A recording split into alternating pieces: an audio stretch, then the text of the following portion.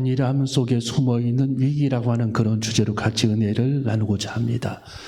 우리 제목을 한번 따라해볼게요. 안일함 속에 숨어있는 위기. 오늘 연일 하나님께서 이 아모스 선지자를 통해서 북이스라엘 사람들에 관한 예언을 계속하고 있는 내용이 오늘 여기 성경에 기록이 되어 있습니다. 이 아모스 선지자를 통해 하나님께서 이 북이스라엘 사람들에게 무엇을 오늘은 또 말씀해주고 있는가? 오늘 여기 첫 번째로 보면은 안일한 자들에게 찾아오는 손님이 있다라는 겁니다. 안일한 자들에게, 오늘 여기 성경 1절에 보면은 화 있을진저 시온에서 안일한 자와, 이 북이스라엘의 수도는 그 사마리아인데, 오늘 여기 성경 1절에 보면은 사마리아 산, 북이스라엘 산 사마리아 산은 북이스라엘의 수도였습니다. 이 수도, 그러니까 북이스라엘을 상징하고 지금 예언을 하고 있는 거죠. 북이스라엘 사람들에게. 이들은 하나님 앞에 안일한 자들이었다라는 거예요. 안일한 자. 영적으로 우리가 안일해지면 찾아오는 손님이 있잖아요. 꼭 찾아오는 손님이 있습니다. 그래서 우리는 이 하나님께서 늘 성경에 awake 하면서 늘 그 단어가 많이 나오는 이유가 깨어있음에 관한, 하나님께서 깨어있으라고 계속 성경에 말씀해주고 있죠. 10처녀의 비유 중에 슬기로운 5처녀가 깨어있었다. 요셉은 감옥에서도 깨어있었다. 아브라함도 깨어있었다. 바울과 실라는 밤중에 그들이 감옥 속에서도 깨어있었다. 이 하나님 앞에 노아는 악한 시대에도 깨어있었다. 그러니까 하나님은 이 시대에도 항상 우리들에게 말씀하시는 내용은 깨어있음에 대해서 말씀해주고 있고 안일한 삶에 대해서 경계하고 있는 겁니다. 안일한 삶. 영적으로 안일하게 되면은 분별력이 사라지게 되죠. 사람이. 그래서 이 깨어있는 자들이 받는 7가지 축복이 있습니다. 그게 뭐냐면 첫 번째로 예수님께서 재림하실 때에 놀라지 아니한다라는 거예요. 이 깨어있지 않은 사람들은 예수님께서 어느 날 갑자기 이 세상에 재림하실 때에 준비가 안 돼가지고 엄청나게 당황하는 거죠. 예수님께서 우리 시대에 재림을 하지 않는다 할지라도 우리는 주님 앞에 언젠가 갑자기 부름받았을 때에 우리는 당황하지 않고 주님 품에 편안하게 안길 수 있고 주님 나라의 기쁨으로 떠날 수 있는데, 어느 날 갑자기 주님께서 우리들을 부르실 때에 우리가 준비가 되어 있지 않다면 얼마나 그 시간에 당황스럽겠습니까? 엄청나게 당황하는 거죠. 갑자기 우리 주님께서 나를 부르실 때에. 여러분, 우리는 깨어있는 자들이 되어줘야 할 줄로 믿습니다. 여러분, 깨어있는 자들에게 주시는 하나님의 두 번째 축복은 시험과 유혹을 이길 수가 있다는 거예요. 성경에 우리 예수님께서 제자들에게 깨어있어 기도하라고 그랬죠. 왜? 시험을 이기기 위함이다. 이 시험을 이기기 위해서는 항상 우리가 하나님 앞에 깨어있어서 기도해야 합니다. 이게 첫 번째 가장 중요한 방법이죠. 기도하는 동안에는 시험 들지 않고 기도하는 사람은 시험이 없습니다. 그리고 기도하는 사람에게 시험이 있다 할지라도 그 시험은 시험이 이미 아니라는 거예요. 이길 수 있기 때문입니다. 그리고 넘어지지 않기 때문입니다. 그래서 우리 예수님은 제자들에게 항상 기도하라고 말씀해 주셨어요. 왜? 기도하는 사람은 시험이 와도 그게 시험이 되지 않고 시험이 와도 시험거리가 되지 않는 겁니다. 여러분, 튼튼한 배는 파도의 시험에 깨지지 않습니다. 이 세상의 큰 파도의 유혹에 배가 침몰하지 않아요. 그런데 이 배가 허술하고 잘못 만들어졌고 약한 배는 파도 한 번에 그냥 옆구리를 쳐버리면 그 배가 파손되어져 버리는 겁니다. 여러분, 우리는 훌륭한 그런 선장처럼 배에서 파도 타기를 하는 것처럼 하나님 앞에 기도하면서 시험이 와도 그 시험에 지혜롭고 슬기롭게 넘기고 그 시험을 웃으면서 넘기고 그 시험을 기도하면서 이겨낼 수 있는 우리 모두가 되어줘야 할 줄로 믿습니다. 여러분, 시험이 없는 시대는 없었고 시험이 없는 사람은 존재하지 않아요. 누가 시험을 안 당하겠습니까? 예수님도 성경에 보면 마태복음 4장에, 아담의 가정도 창세기 1장 3장에, 베드로도 시험, 제자들도 시험을 당했다. 풍랑의 시험을 그들이 당했다.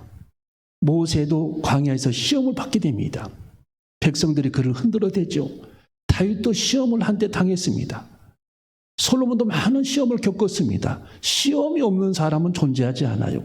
문제는 그 시험을 어떻게 슬기롭게 넘기느냐, 어떻게 그 시험을 내가 맞이하느냐. 시험이 왔을 때에 시험이라고 생각하지 말아야 합니다. 있을 수 있는 일이라고 생각을 해야 돼요.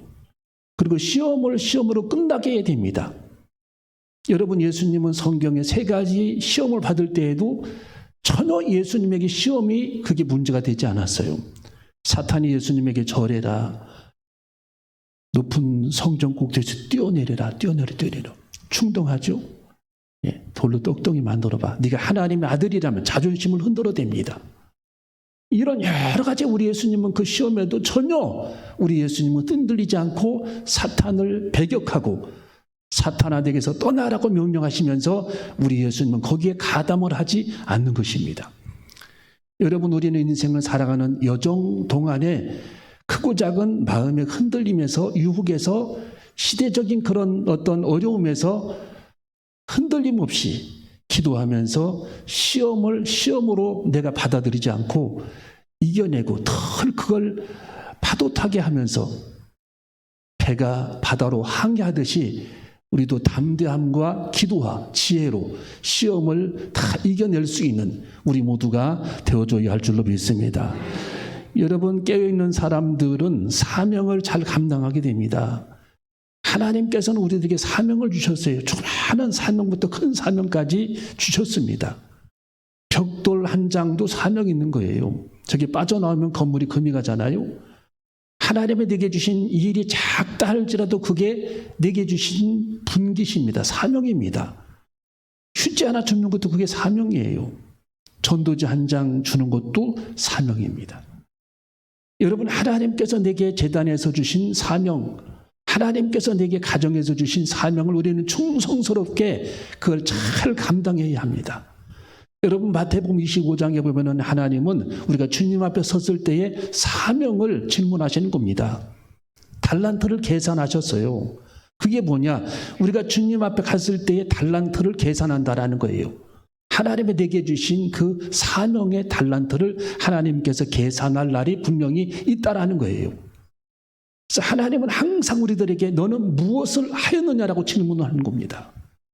이 땅에 살아가면서 너는 주님을 위해서 무엇을 했느냐? 항상 하나님께서는 그것을 질문하시는 거예요. 여러분, 우리는 깨어있는 자들이 되어줘야 할 줄로 믿습니다. 여러분, 깨어있는 사람들의 기도를 하나님께서는 응답하기 쉽습니다. 하나님은 깨어있는 사람들의 기도를 들으시는 겁니다. 왜? 깨어있는 사람들은 주님과 가까이 가 있기 때문입니다. 여러분, 우리가 산꼭대기에서 기도하라는 의미가 아니라 영적으로 높은 경지에 올라가서 하나님 앞에 기도해야 된다는 겁니다. 하나님께서 우리 기도를 들으시고 깨어있는 사람들의 기도를 하나님이 들어주시는 것입니다. 여러분, 계시록 3장 4절 5절에 보니까 깨어있는 사람들의 이름을 하나님의 생명책에 기록해 놓았다라고 성경은 말씀하고 있어요. 깨어있는 사람들의 이름을 하나님의 생명책에 기록해 놓았다. 여러분의 이름이 하나님의 생명책에 기록되어져야 할 줄로 믿습니다. 7번째로 주님 앞에서 칭찬과 상급을 받게 되죠. 깨어있는 사람들은.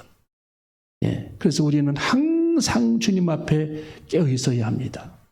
슬기로운 다섯 처녀처럼. 여러분, 북이스라엘 사람들은 깨어 있지를 못했습니다. 오늘 여기 성경에 안일한 자들이라고 하나님이 그들을 책망하고 있는 거예요. 안일한 자들이다. 거기 6장 1절을 봅니다. 시작. 화 있을진저 시온에서 안일한 자와 사마리아 산에서 마음이 든든한 자 곧 열국 중 우승하여 유명함으로 이스라엘 족속이 따르는 자들이요. 이 안일한 북이스라엘 사람들은 마음이 든든했다라는 얘기는 스스로 그들은 교만한 자존감을 갖고 있었다라는 뜻입니다. 교만한 자존감, 예. 영적으로는 무감각하고 말씀을 보려고 기도로는 중단되어 있고 회개치 않고 자기 의로움에 빠져 있고 하나님 앞에 감사하지 않고 교만했고 게으르며 사명을 망각했고 분별력을 상실했던 이 북이스라엘 사람들이 그 안일함을 하나님이 책망하고 있다는 거예요. 그래서 우리는 이 영적인 안일함에서 늘 우리 스스로 자신을 채찍질해서 하나님 앞에 깨어 있었던 안나 선지자처럼 우리도 하나님 앞에 늘 기도로 깨어 있는 저와 여러분이 되어줘야 할 줄로 믿습니다. 오늘 여기 성경 두 번째로 보니까 이 북이스라엘 사람들은 자기중심적인 쾌락에 빠져 있었다라고 성경은 기록하고 있습니다. 자, 4절 읽어봅니다. 4절, 5절. 자, 자기중심적인 쾌락에 빠져 있었다. 4절, 5절 시작. 상야상에 누우며 침상에서 기지개를 켜며 양떼에서 어린 양과 우리에서 송아지를 취하여 먹고 비파에 맞추어 헛된 노래를 지절거리며 다윗처럼 자기를 위하여 악기를 제조하며. 자, 상하상에 누웠다라고 하는 얘기는 이 상하는 굉장히 비싼 코끼리 그 엄니잖아요. 앞에 난 이빨, 상하. 이 상하 침대에 누웠다라고 하는 얘기는 상하로 다 짜서 만든 침대를 의미하는 것이 아니라 상하로 조각된 침대를 말하는 겁니다.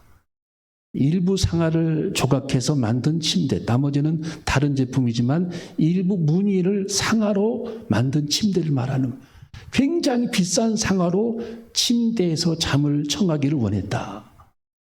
예. 자기중심적인 쾌락에 빠져 있었다라는 거죠. 자, 상하상에 누우며 침상에서 기지개를 켜며 양떼에서 어린 양과 우리에서 송아지를 취하여 먹고 비파에 맞추어 헛된 노래를 지절거리며 다윗처럼 자기를 위하여 악기를 제조했다. 늘 자기중심적인 삶을 살았던 사람을 상징적으로 표현했던 사람이 이 오늘 여기 성경 아모스 선지자입니다. 여러분, 삼손도 그 자기중심적인 삶을 살았죠. 네. 결국에는 쾌락과 기생 그 드릴라와 함께 하면서 그의 인생이 결국에는 아주 망가져 버리고 결국 죽기 전에 회개하면서 이제 하나님 앞에 두 눈을 뽑힌 채로 회개하면서 구원을 받았던 사람이 사사 삼손이었습니다.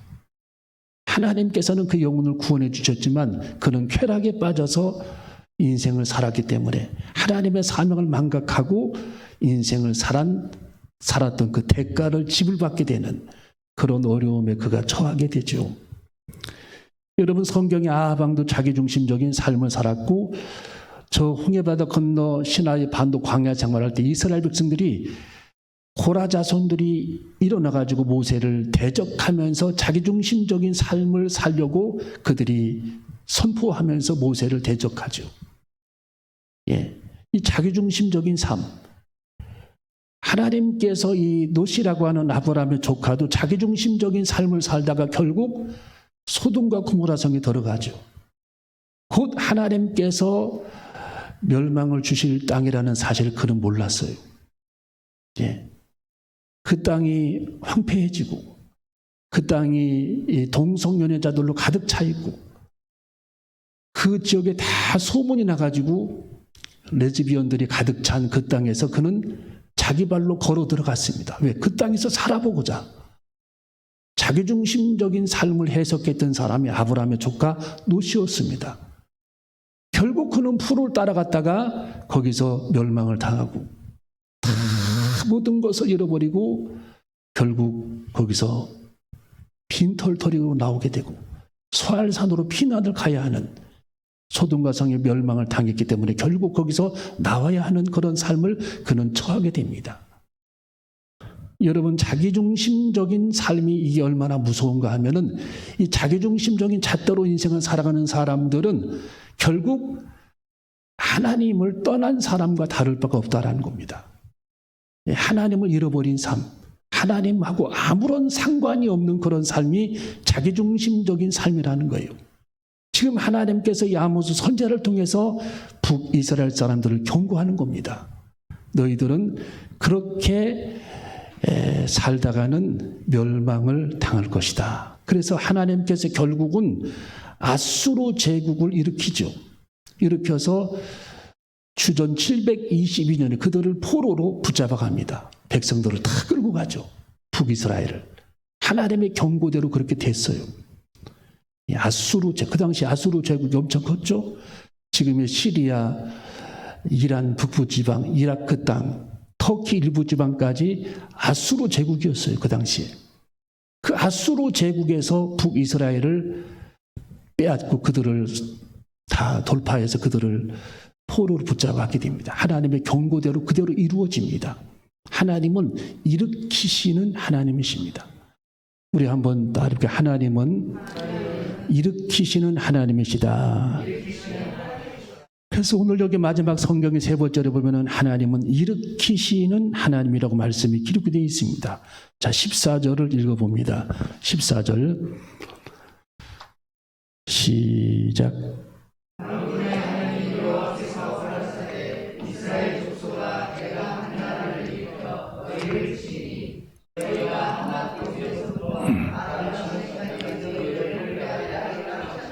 아멘. 하나님은 일으키시는 아수르 제국을 하나님께서 일으키십니다. 이걸 반대로 생각하면 하나님은 선한 일도 은혜로운 일도 축복된 일도 성장하는 일도 하나님께서 일으키신다라는 거예요. 하나님이 여러분들을 일으키셔야 합니다. 여러분을 이미 여기까지 하나님께서 일으키셨어요. 하나님이. 예. 여러분 하나님께서 모세를 광야에서 일으켰잖아요. 예. 하나님께서 기드온을 일으켜서 미디안과 싸우게 했습니다. 베들레헴 골짜기에서 아무것도 없는 그런 골짜기에서 다윗을 하나님께서 일으키셨습니다. 예. 하나님께서 페르시아만 우르에서 아브라함을 일으키셨습니다. 여러분 하나님께서는 병환 중에 있는 문둥병자 나아만을 일으키셨습니다. 여러분 하나님께서 평범했던 사람 솔로몬을 지혜롭게 그를 일으키셨습니다. 여러분 하나님께서 고레스 왕을 일으키셨습니다. 그를 일으켜서 이스라엘 백성들을 석방시켜줍니다. 여러분 하나님께서 야곱을 일으키십니다. 하나님께서 요셉을 일으켜서 에집트의 총리로 그를 삼으셨습니다. 여러분 하나님은 워런 버핏을 일으켜서 부유한 자로 만들어 주셨습니다. 하나님은 여러분들을 일으키시기를 원하십니다. 하나님은 여러분들을 일으키실 겁니다. 어떤 분야에 있든지 어떤 일을 하든지 지금은 작고 미약하지만 하나님께서 여러분들을 일으키실 겁니다. 믿음의 거부로 하나님께서 여러분들을 일으키실 겁니다. 우리도 하나님께서 일으키실 겁니다. 그런 큰 믿음을 가지고 하나님 나를 일으켜 세워주시옵소서. 하나님이 나를 일으켜 주실 줄로 믿습니다. 하나님이 저를 사용하여 주시옵소서. 하나님께서 요나를 일으켜 니느웨 땅으로 그를 보내잖아요. 지금의 이라크, 니느웨 땅. 여러분 하나님은 일으키시는 하나님이시라고 성경에 오늘 14절에 기록하고 있습니다. 하나님이 여러분들을 어떤 분야에서든지 다 일으키시고 하나님이 세워주셔서 하나님 앞에 우리의 짧은 인생 작품을 남기고 하나님 앞에 쓰임받는 저와 여러분이 되시기를 주님의 이름으로 축원합니다. 기도하시겠습니다.